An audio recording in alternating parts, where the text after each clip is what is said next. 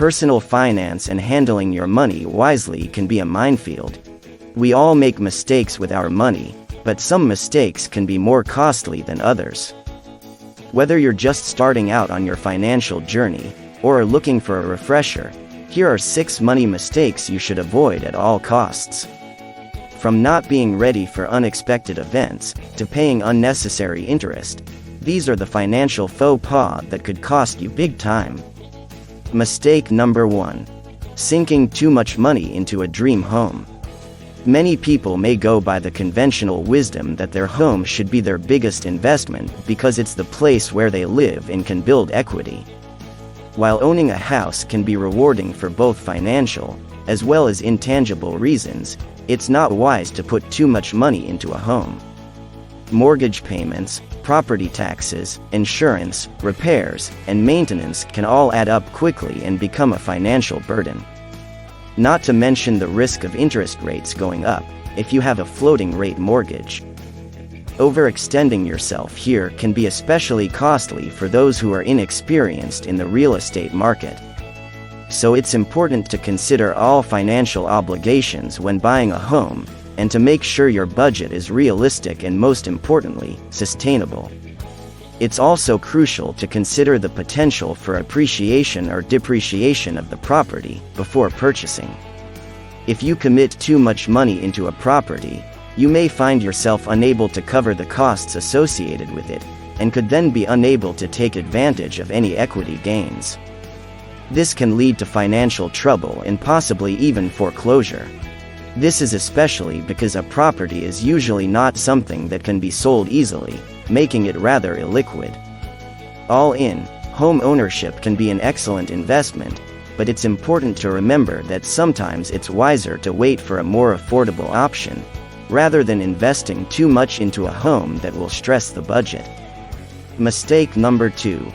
Not having an emergency fund. Skimping on building an emergency fund is a mistake that can have dire consequences. Having an emergency fund is important to ensure that your finances are secure, and that unexpected expenses can be taken care of. This could take the form of a job loss or a major medical bill. It could even be a family emergency that requires you to pay for some of the expenses. Without an emergency fund, you may be forced to rely on credit cards or personal loans to cover unforeseen costs, leading to a spiral of debt and financial hardship.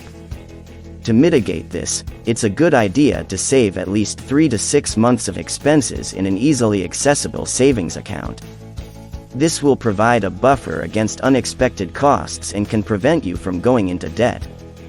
To build up an emergency fund, it's important to have a budget and stick to it. By setting aside a fixed amount of money each month, you can steadily build a cushion to fall back on.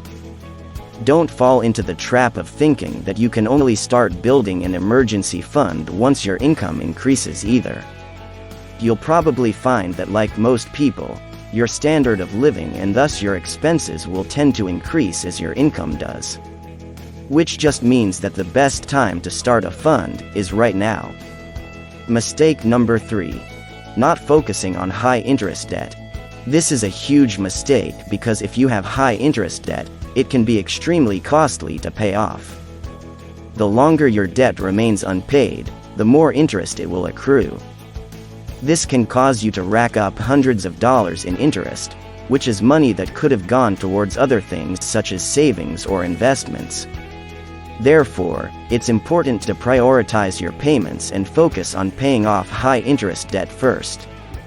It's convenient and it's easy to just let your credit card balances roll over by just making the minimum payment every month, but those balances will gradually become a giant weight on your shoulders.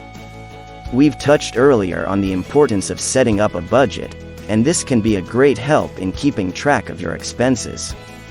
This will make it easier to determine how much of your income should go towards paying off your credit card and personal loan debt each month.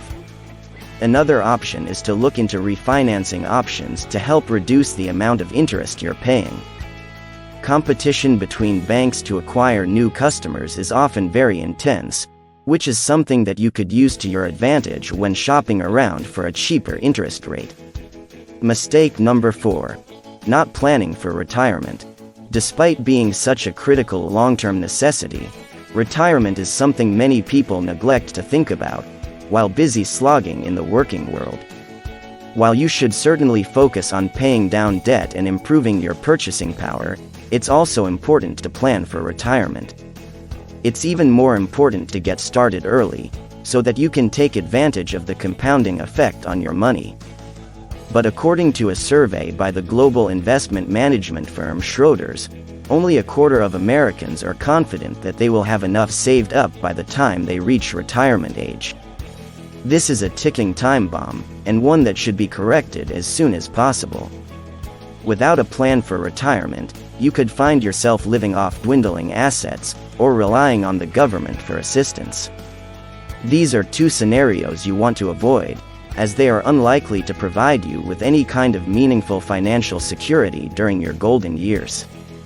To steer clear of these potential pitfalls, you need to actively engage in the planning and management of your finances today, so that you can enjoy the fruits in future. If your employer offers a retirement benefit, this is an opportunity that you shouldn't pass up.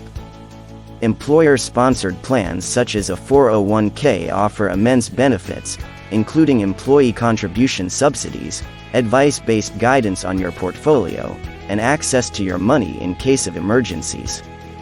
Take advantage of these benefits and do whatever it takes to get started, even if that means contributing a little more toward your retirement each month.